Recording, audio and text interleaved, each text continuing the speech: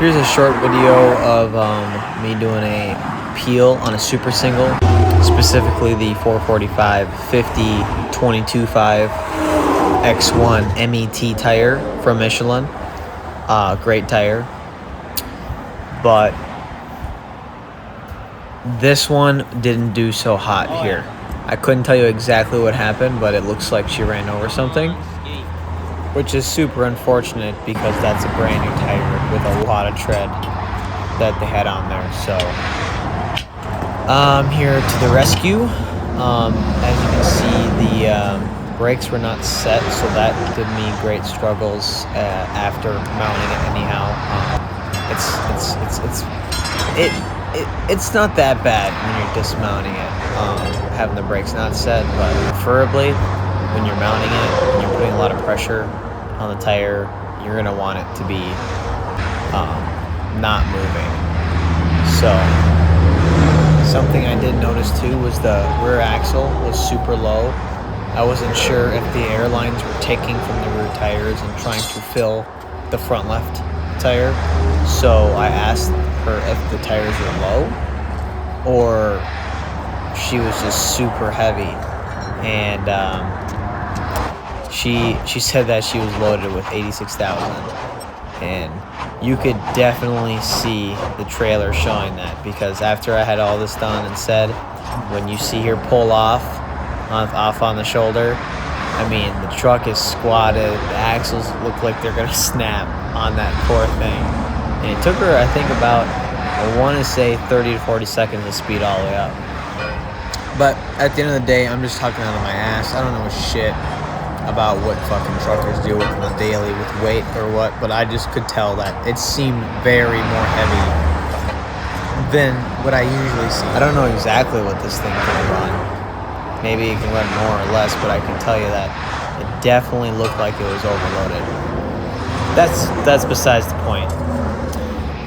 But maybe not, because I've done a lot of tires on trucks and trailers with people who overload and they do not run the right ply tires, which are not capable of holding the weight that they put into some of these vehicles. I've seen, for say, a van, and this van had approximately 36 sheets of plywood from the bottom to the absolute roof of the van, and they had C-ply tires,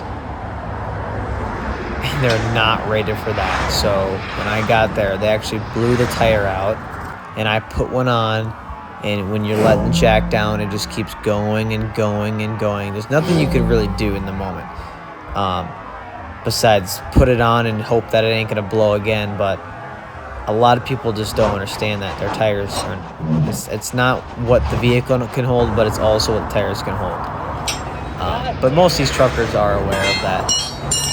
Now, I do want to say that I'm pretty good at what I do, but like with everybody makes mistakes, and I had a hell of a day with this. As you can see coming up here, I let the bar slip off my knee, and it came up and it absolutely railed, sandwiched my fingertips in between both the bars. As you can see here, I'm in a lot of pain.